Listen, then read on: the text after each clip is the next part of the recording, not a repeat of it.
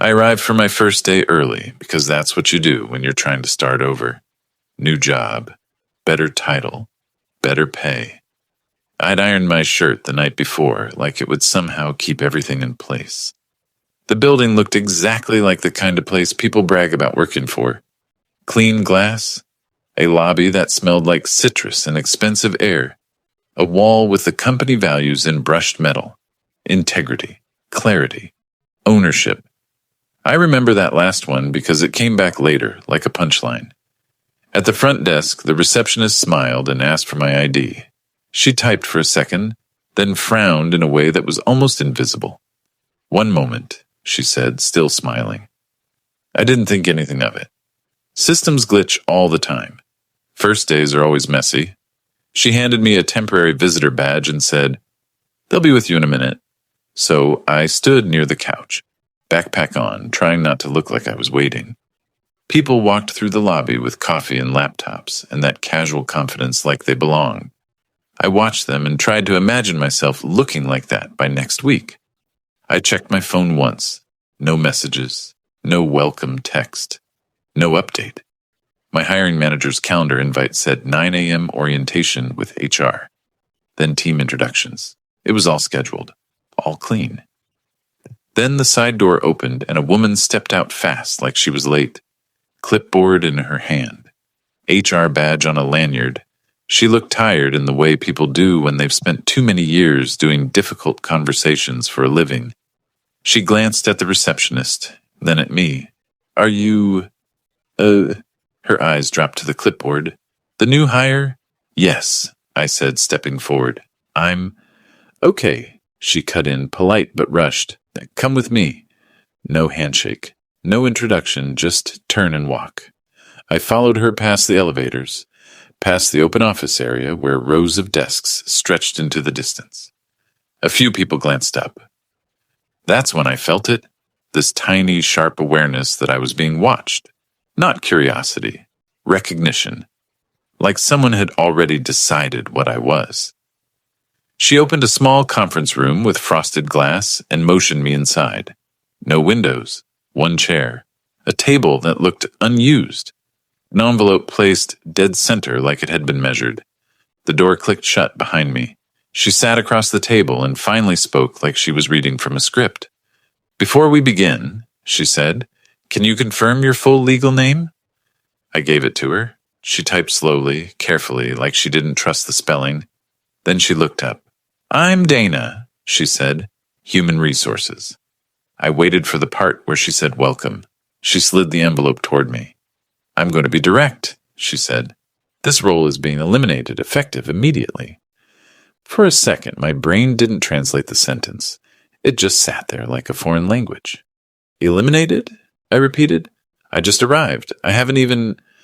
"I understand this is unexpected," she said, tone steady. "There was an internal change that impacts the business need for the position." My mouth went dry. "Did I do something wrong?" I asked. Because that's what people ask when reality stops making sense. "No," she said quickly. "This is not performance-based." She said it like that was supposed to soothe me, like I should be grateful the reason wasn't personal. But it was personal. It was my rent, my health insurance, my career, my dignity standing in that chair across from her. "I signed an offer," I said, trying to keep my voice even. "I resigned from my last job." Dana nodded once, not sympathy, not disbelief, just acknowledgement. "The company will provide severance per the enclosed agreement," she said. A laugh escaped me. It wasn't funny. It was just my body rejecting the situation. "Severance?" I said. "For a first day I didn't get to start?" Dana didn't react. She was trained not to. "The agreement outlines payment in lieu of notice and reimbursement of onboarding expenses," she continued.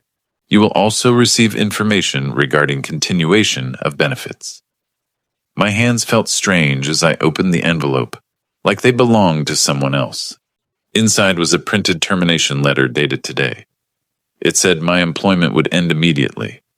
It included a release agreement with a signature line. And then I noticed something so small it almost made me choke. At the top, My name was spelled wrong. Not a typo like one letter missing. Wrong enough that it felt like proof. I stared at it, then looked up. "You don't even know who I am," I said quietly. Dana's eyes flicked down. "I'm sorry," she said. "Can you confirm the correct spelling?" I corrected it. She fixed it. Like the only thing that mattered was making the paperwork neat. Then she said the sentence that made my stomach drop all the way through the floor. "We'll need your badge back before you leave." I looked down at the temporary visitor badge clipped to my shirt. "Who made this decision?" I asked it. Dana's face didn't change, but her voice softened by a fraction. "I can't discuss internal decision-making." "Can I speak to my manager?" I asked. She hesitated, just a little. The kind of hesitation that reveals more than words. "Your hiring manager is unavailable," she said. I didn't believe her. I didn't know why yet. I just felt it. Because in the frosted glass behind her, a shadow moved. Someone had been standing outside the room, listening. The shadow paused like the person realized I'd noticed.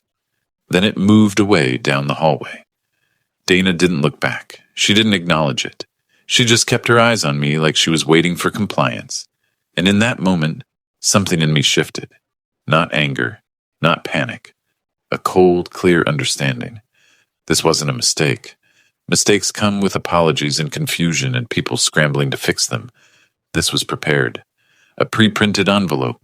A scripted conversation. A manager who was unavailable on the exact moment I needed him.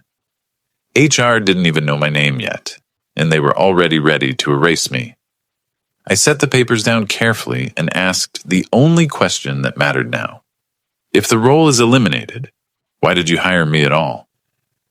Dana held my gaze for a second too long. Then she said, "I can only speak to what I was instructed to do today."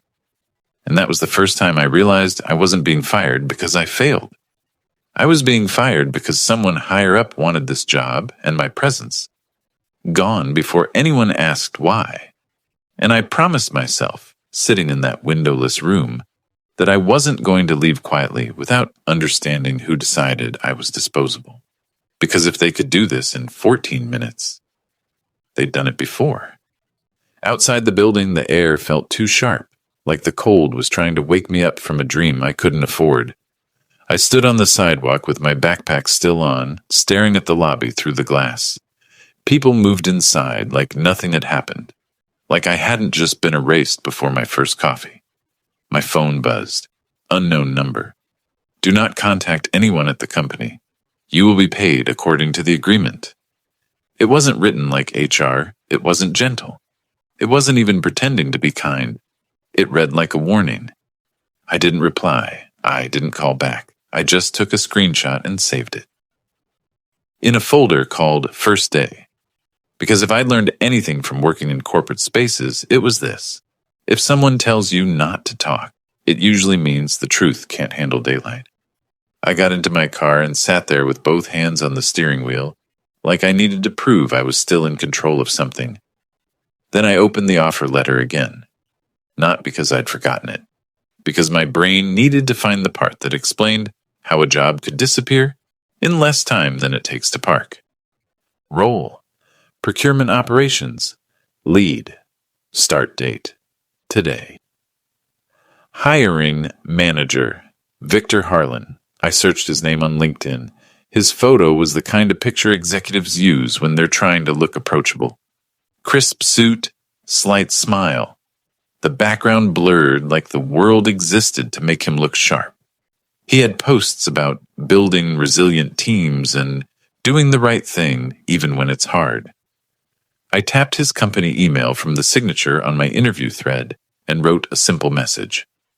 Subject: urgent. I was terminated on my start date. I hit send. 3 seconds later, an automated reply came back. Delivery failure, invalid address. I stared at it, waiting for my brain to fix it into something that made sense. Invalid address meant one of two things. Either he didn't exist, or someone had already cut him off. I went back to the chain from recruiting. I found the calendar invite for today. Found the interview confirmation. Found the welcome message from the coordinator who had scheduled everything so fast, it felt flattering at the time. Her name was Erin. I searched the company directory link that was embedded in one of the interview emails. It still let me view public profiles if I used a browser without logging in. Erin's profile didn't load. It redirected to an error page. That was the moment my embarrassment started turning into anger. Not loud anger, but the controlled kind that makes you stop trying to be nice. Because this wasn't just a messy HR mistake. This looked like someone cleaning up a trail. My phone buzzed again. Same unknown number. You need to sign today. No greeting, no name, no explanation. I typed a reply slowly, then deleted it. Typed again, deleted again. Finally, I wrote one sentence and sent it. Please identify yourself and state your role at the company. No answer. Instead, I got an email from a generic HR address. Please sign and return the separation agreement by end of day to ensure timely payment. Timely payment. That wording bothered me more than it should have, because it wasn't when you're ready or take time to review. It was pressure, a timer, a rush to close my mouth before I could open it. I called the recruiting agency next. The recruiter answered with a cheerful voice that died halfway through my first sentence. I don't understand, she said. They confirmed your start. They confirmed everything. Who confirmed it? I asked. She hesitated. Operations, Victor's team. Did you ever actually speak to Victor? I asked. Silence. Then she admitted, no. He was always in meetings. It was mostly his coordinator. Erin? I asked. Yes, she said, relieved I knew the name. Erin? I looked at the error page again. Erin's profile is gone. The recruiter's voice got small. That's weird. Weird wasn't the word. I asked her to forward me every document she had. Requisition number, hiring approval, offer routing, everything. She promised she would. After I hung up, I sat there and noticed something I hadn't looked at closely before. The offer letter signature. It wasn't Victor, it was someone else. Interim VP. Operations, interim. That one word carried an entire office war inside it. Interim means someone is filling a chair while everyone fights over who deserves it. Interim means people make moves fast because they're afraid of being replaced. And then I saw a clause near the bottom that I'd skimmed. When I was excited and optimistic and stupid, in the normal way people are when they need a win. It said my employment was at will, and also contingent upon role approval and business necessity. I'd seen at-will language before, everyone has, but contingent upon role approval was different. It sounded like a trapdoor built into the floor, a way to say the job exists until we decide it doesn't. I took another screenshot, then I did something I didn't want to do because it meant admitting I might have ruined my own life for a lie. I called my old manager. He picked up on the second ring, like he already knew something was wrong. Maybe he'd seen my resignation and guessed I wasn't calling to celebrate. I told him what happened in a tight, factual timeline. No drama, no begging, just the truth. He listened the way good managers do, quiet, present, letting you say it all. Then he said, "Send me the offer letter." I did. 5 minutes later, he replied with one highlighted section and a message that made my chest go cold. This clause is not standard. Someone wrote this to protect themselves. I stared at his words, then stared at the building in my rearview mirror. 14 minutes. That's how long it took them to decide I wasn't a person. Just a risk. Just a problem to erase. My phone buzzed again, third message from the unknown number. You were paid to go away. Stop making this harder. And that's when the fear finally snapped into something sharper. Because you don't threaten someone you can safely ignore. I put the car in drive, not to run, to move, to think, to plan. And as I pulled onto the street, one thought kept repeating in my head like a metronome. If they were this desperate to silence me on day one, then whatever happened behind that frosted glass wasn't just an HR mistake. It was something they were scared would be seen. That night, I didn't sleep like a normal person.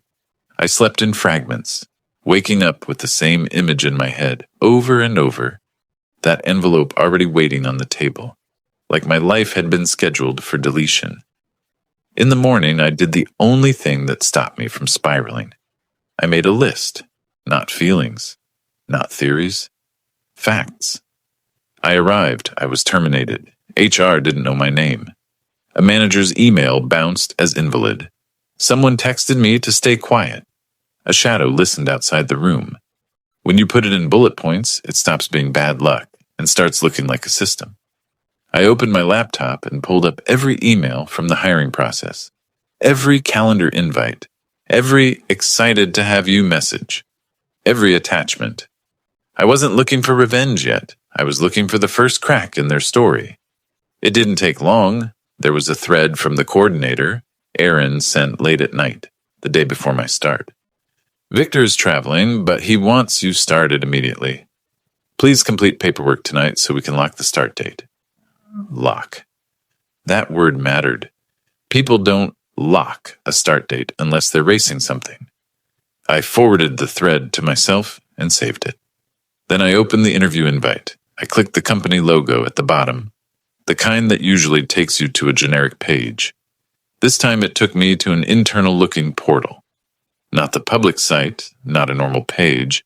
It asked for a login, but the URL told me enough. It was a hiring system. I copied the link into a text file and stared at it like it was a crime scene. Because if my hiring manager's email was invalid and the coordinator's profile was gone, but the hiring system link still existed, that meant someone had cleaned up people, not processes. And companies only do that when someone is trying to hide who touched what. My phone buzzed. Email from the recruiter. She'd sent the documents I asked for. Offer routing, requisition number, approval chain. I opened them and felt my stomach tighten. The requisition showed the role had been created under a cost center that didn't match operations procurement. It was tagged under a temporary project code. I read it twice to make sure I wasn't misunderstanding. Temporary project code meant the budget wasn't permanent. It was the corporate equivalent of renting a job. Then I looked at the approval signatures. One name jumped out. Not Victor, not HR. A director I hadn't met, listed as the requester. Someone named Calvin Reed. I searched his name on LinkedIn. It showed he worked there. Senior Director, Operations Transformation. Transformation people always show up during reorganizations. They build decks. They move boxes on org charts. They optimize, and they leave the mess behind for everyone else. I pulled up my offer letter again and compared it to the requisition. The offer letter said Procurement Operations Lead. The requisition description was broader, vague. It included cross-functional support, process mapping, and rapid implementation. It didn't read like a real job description. It read like a placeholder, a position built to justify something else. My phone buzzed again. Unknown number. Last chance. Sign today. It wasn't even noon. They were acting like there was a bomb under their desk. That's when the story inside my head finally snapped into place. They didn't fire me because the job disappeared overnight. They hired me into a role that was never properly approved. Then someone in finance or legal caught it, and they needed a clean way to erase the paper trail before it became a question in a meeting. And I wasn't just a person, I was the receipt. I called my friend Leah, the compliance friend I trusted because she had the kind of brain that doesn't flinch. I met her at a small cafe that smelled like burnt espresso and quiet ambition. I slid my laptop across the table. She read in silence, eyes moving fast. When she finished, she didn't say, "That's awful," or "I'm sorry." She said, "They're trying to close this before you learn the right vocabulary." I blinked. What vocabulary? She pointed at the clause in my offer letter. "This was written to protect them from reliance claims," she said, "but it's not airtight, especially if you resigned from your previous job based on the offer." I swallowed. "So what do I do?" Leah leaned back. "You stop talking like an employee and start talking like a risk." She took my phone and scrolled to the text message. Do not contact anyone at the company. She looked up. That's intimidation. Mild, but still intimidation. I stared at the screen. My entire body wanted to do the polite thing, the quiet thing, the disappear thing. Because that's what adults do when they're embarrassed, right? They take the loss and move on. But I couldn't move on yet, because I needed to know the truth for my own sanity. And because if I let them do this cleanly, they'd do it again to someone else who couldn't afford it. Leah said, "Write one email, calm, structured, no emotion, ask for records." "What records?" I asked. "All of them," she said. "Role approval, requisition authorization, hiring approval, termination authority, and tell them to preserve onboarding logs." "Preserve?" I repeated. She nodded. "That word makes people behave." So I went home, sat at my kitchen table, and wrote the email like I was writing a report. Timeline, documents attached, specific questions. I asked, who authorized the requisition? Who authorized the offer? Who authorized the termination?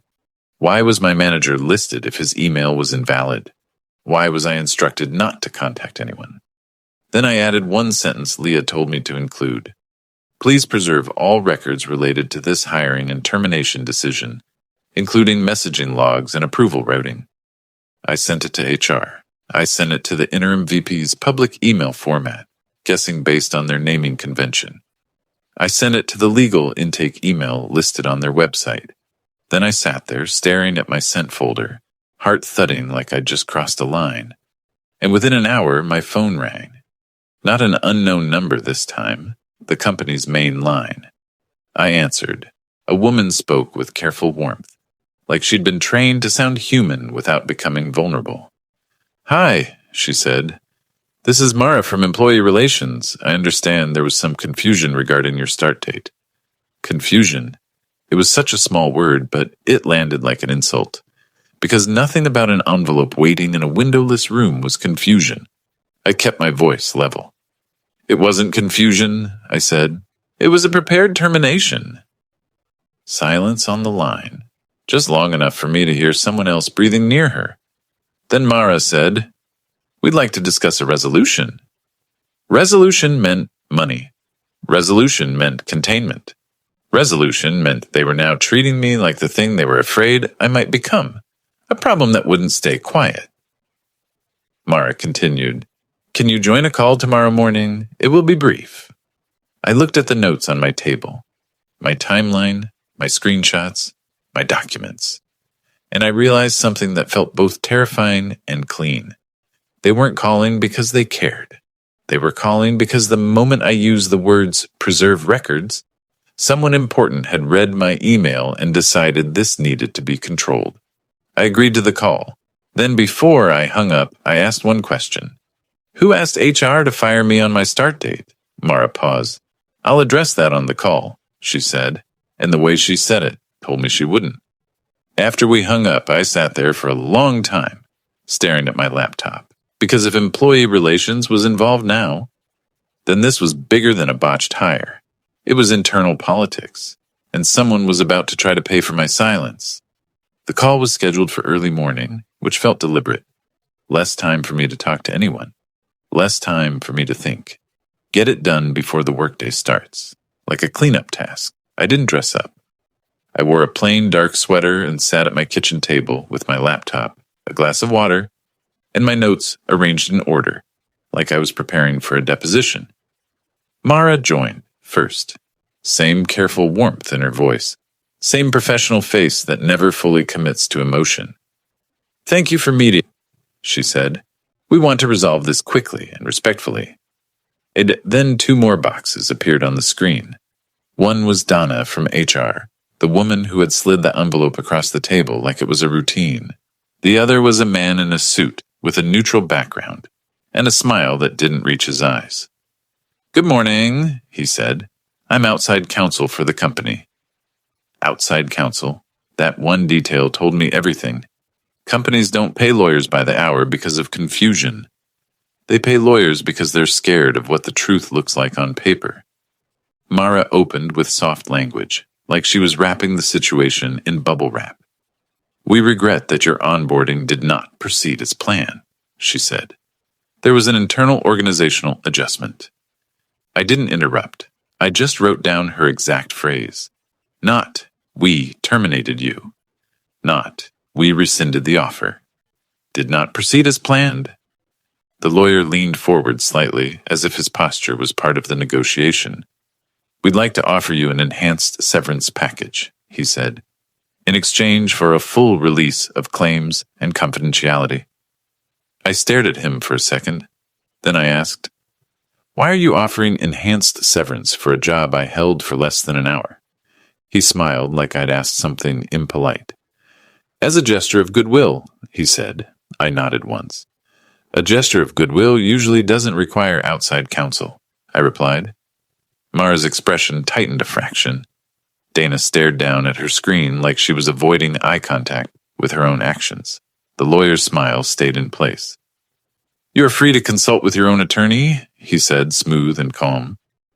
"I already did," I said. That was only half true, but it didn't matter. Leah had helped me enough to know what they were doing, and the fact that I said it changed the temperature of the call instantly. Mara leaned in. "We're not trying to be adversarial," she said. "We understand this was upsetting. Upsetting. Like I'd gotten a bad meal." I held my voice steady. "I resigned from my prior job based on your written offer," I said. "I arrived on my start date. I was terminated with a pre-printed envelope. Then I received a message instructing me not to contact anyone at the company." The lawyer's eyes flicked to Mara, then back to me. Mara said, "That message, I have it saved," I said, "and I have a screenshot." Silence again, this time heavier. The lawyer cleared his throat. "Regardless," he said, "we are prepared to compensate you fairly and close this matter." Close. They didn't want resolution. They wanted closure.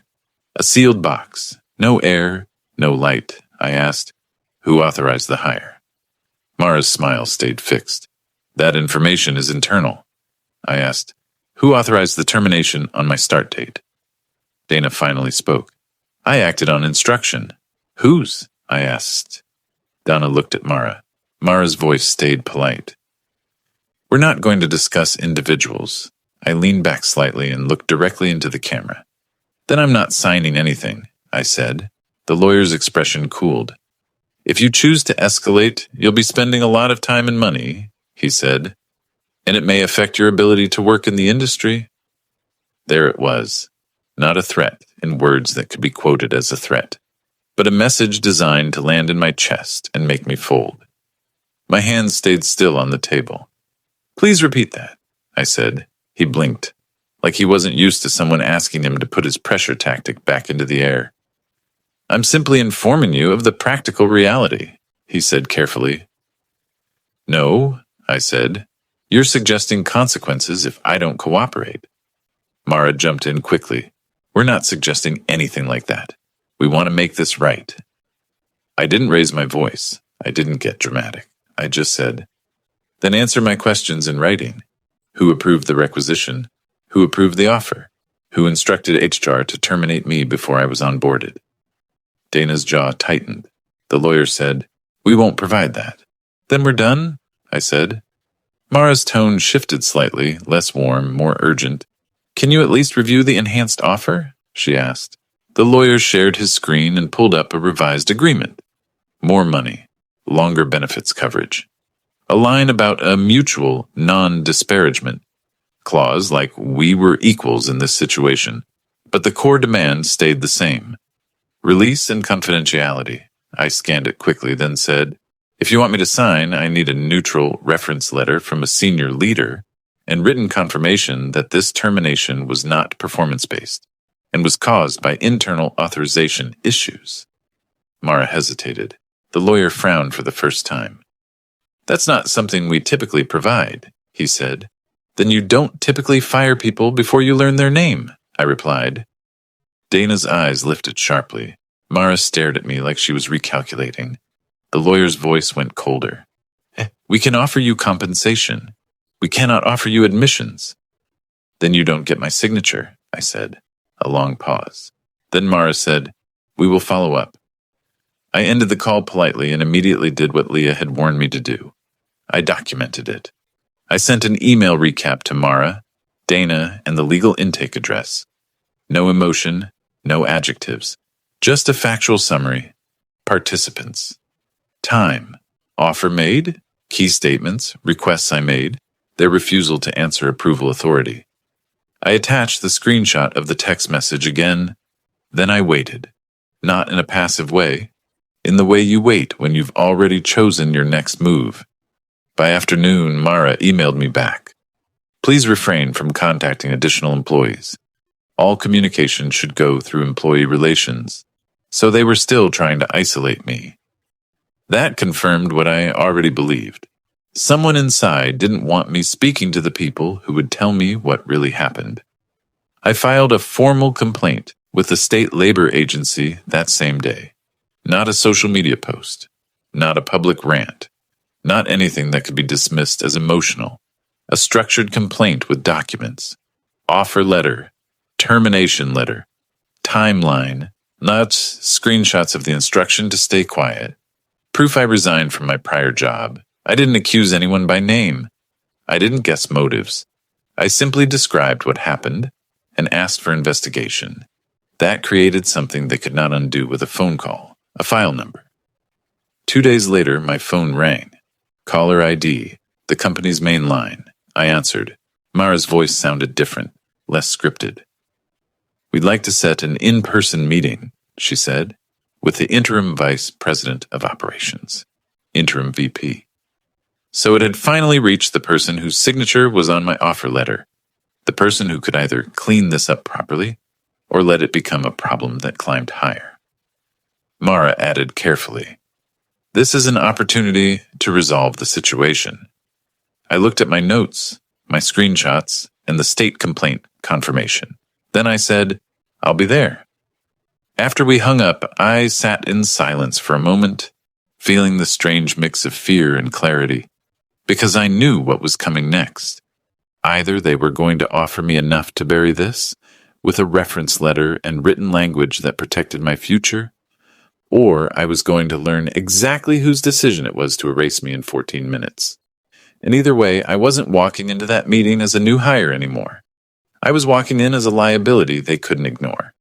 The meeting was scheduled for late afternoon, which felt like another calculated choice. End of day. Fewer people in the building, less chance of someone overhearing, less chance of a hallway conversation turning into a witness. I parked across the street and sat in my car for a minute, breathing slow, not because I was scared of them, because I wanted to walk in calm.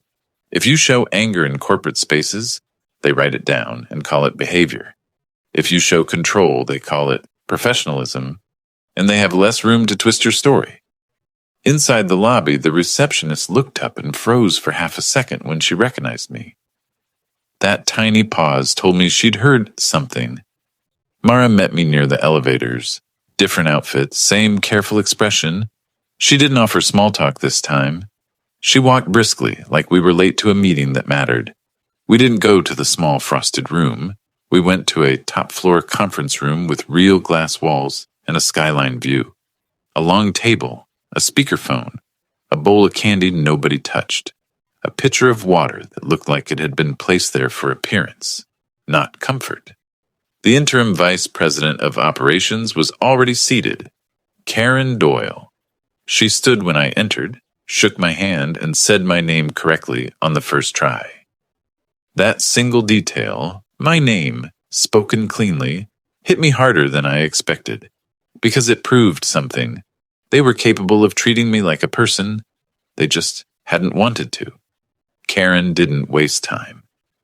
"I read your documentation," she said. Her voice was calm, direct, not warm, not cruel, executive, neutral. "I'm sorry this happened." Mara sat beside her, hands folded, eyes forward. Karen continued, "I'm going to be candid. Your hire should not have occurred." I held her gaze and said nothing. Let her talk. Let her commit to words. She slid a printed packet across the table. It wasn't the original agreement. It looked newly drafted, clean, formal. Karen said, The requisition for your role was created and routed under an incorrect authorization path. It used a temporary project code and bypassed budget approval controls. So my instinct had been right. The job wasn't eliminated because of some sudden business shift. The job was never properly approved in the first place. Karen added, Finance flagged the variance. HR was instructed to terminate immediately to prevent continued exposure. Exposure. That was the real word for what I was. Not an employee. Not a person. A risk that needed to be neutralized. I asked the question that had been burning in me since the moment Donna slid the envelope across the table. Who instructed HR? Mara's posture tightened. Karen didn't flinch. Victor Harlan, she said, and then she said the sentence I hadn't allowed myself to hope for, because hope is how you get hurt twice. Victor is no longer employed here. I let the air out of my lungs slowly. Fired? I asked. Karen's mouth tightened in a way that meant she understood what I was really asking. His employment ended effective yesterday, she said, following an internal review. Internal review. Corporate language for, we found enough to cut him loose. I stared at the skyline through the glass for a second, not because it was pretty, but because I needed to keep my face steady. Karen continued. Victor used the hiring process to create headcount that was not approved. He pushed starts quickly. He pressured coordinators to route paperwork through people who should not have been involved. So it wasn't just sloppy. It was intentional. A method. And then Karen said the word that made everything click into a clean line of cause and effect. You were collateral. My throat tightened, but my voice stayed level. I resigned from a stable job, I said. I didn't just lose a day. I lost security. Karen nodded once. I understand. She tapped the new packet. This is our proposal. It includes compensation beyond the standard agreement you were initially given. I opened it and read carefully, line by line, like my future depended on punctuation.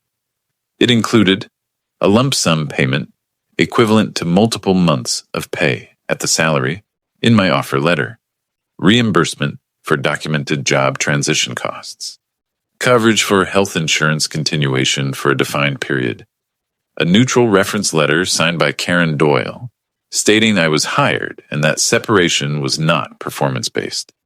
It also included confidentiality and a release, as expected. But this time the money wasn't the main point. The reference letter was, because money helps you survive. A letter helps you work again. I looked up. I want one additional clause. Karen's eyes narrowed slightly. What clause? A written statement that I resigned from prior employment in reliance on your offer, I said, and that my separation occurred due to internal authorization failures, not performance or misconduct. Mara looked like she was about to speak. Karen raised her hand slightly, stopping her without drama. Karen studied me for a long moment, then she nodded once. Add it, she said. Mara's eyes flicked toward the Karen, surprised. Karen didn't look at her. Karen turned back to me. I also want to address something else, she said. The message instructing you not to contact anyone. Mara's jaw tightened. Karen's voice stayed even. That instruction was inappropriate. It will not happen again. I didn't smile. I didn't celebrate. I just said, I have it documented. I know, Karen replied. That is why we're meeting like this. She leaned forward slightly. I'm going to tell you something off the record, she said. Victor attempted this type of rushed hire before. Most people signed the agreement and disappeared. You didn't. The room felt quiet in a different way now. Not tense. Just honest. Because the truth finally had a shape. This wasn't random misfortune. It was a pattern that worked until it met someone who refused to be erased cleanly. I said, I'll have counsel review this. Karen nodded. That's reasonable. Mara added quickly. We would appreciate a prompt response. There it was again, the urge to close, to bury, to finish. But Karen didn't echo it. She said, take the time you need. That mattered too. It told me who was actually in control now. I stood, gathered the packet, and shook Karen's hand again. As I walked out, I passed the same lobby where I had stood, with my backpack and my first day nerves. This time, I didn't feel humiliated. I felt tired and steady. In the parking lot, I sat in my car and stared at the packet on the passenger seat. I wasn't proud of the situation. I wasn't grateful. I wasn't excited. But I felt something I hadn't felt since the envelope. Relief. Because the worst part of being fired 14 minutes after arriving wasn't the money. It was the feeling that you were nothing, that you could be erased before you even became real. Now I had a reference letter with my name spelled correctly. Now I had written language that made the reason clear. Now I had enough compensation to bridge the damage they caused. And now, somewhere inside that company, there was a file with a timeline that would follow Victor Harlan for the rest of his career. A week later, after my attorney reviewed the final version, I signed. I withdrew the state complaint as part of the resolution because it was addressed properly, documented, closed without loose ends. 3 months later, I started at a competitor.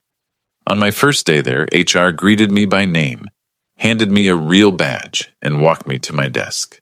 No frosted glass, no envelope, no script. Just a normal beginning. And when I sat down and logged into my new email, I saw a welcome message from my new manager, with one line that made my chest loosen. "Glad you're here. We've been waiting for you." I kept the old screenshot saved in a folder I never opened again. Not because I wanted to relive it, because I wanted to remember the lesson. Some companies don't fire you because you fail. They fire you because you're proof. And the only way to survive that kind of place is to refuse to be erased quietly, calmly, strategically, and with the kind of documentation that makes powerful people suddenly learn how to spell your name.